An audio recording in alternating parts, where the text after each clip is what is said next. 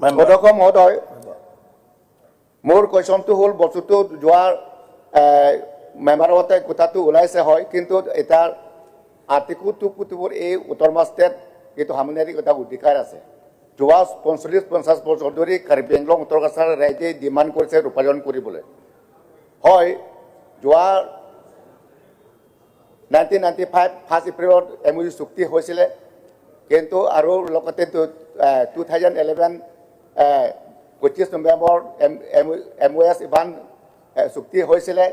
তাৰপিছত 2021 4 ছেপ্টেম্বৰ MOU চুক্তি MOS চুক্তি হৈছিলে কিন্তু হেতু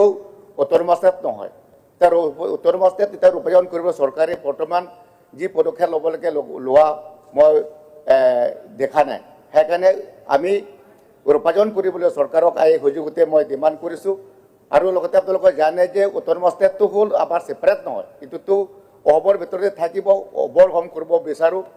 সেইকাৰণে আমি সেইটো বস্তু 2 কোটি পৰি এটা সামান্য অধিকাৰ আছে এতিয়া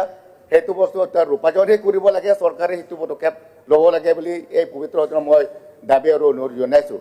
লগতে আমাৰ উত্তৰ মাষ্টেতটো হ'ল আমাৰ বেচিকেলি আমাৰ লেংগুৱেজ আমাৰ ভাষাত আৰু কলা সংস্কৃতিত আমি উচ্চ পৰ্যায়ত উন্নতকৰণ কৰিবৰ কাৰণে আমাৰ সংবিধানত অধিকাৰ ৰাখিছে সেইটো ক্ষেত্ৰত আমি ৰূপায়ণ কৰিলে আমাৰ ভাষাত আৰু আমাৰ কলা সংস্কৃতিত উচ্চ পৰ্যায়লৈকে লৈ ল'ব পাৰিম লগতে আমাৰ সীমামূৰীয়া অঞ্চলত ৰক্ষণাবেক্ষণ কৰিবৰ কাৰণে আৰু ৰূপায়ণ কৰিবৰ কাৰণে উত্তৰ মাষ্টেত আমি লাগে এই প্ৰভিজনটো চৰকাৰক মই অনুৰোধ কৰিছোঁ দাবী কৰিছোঁ অনুৰোধ কৰিছোঁ যাতে অতি সোনকালে সেইটো ৰূপায়ণ কৰিবলৈ যোৱা আৰু পুনৰ মই কৈছোঁ যে যোৱা 45-50 বছৰ ধৰি যি দাবী কৰি আহিছে চৰকাৰে এতিয়ালৈকে বিহিষ্ট ব্যৱস্থা লোৱাটো মই দেখা নাই অতি সোনকালে চৰকাৰে এই ৰূপায়ণ কৰিবলৈ চৰকাৰক মই আজি মই দাবী আৰু অনুৰোধ জনাইছোঁ এইটোৱে মই ক'বলগীয়া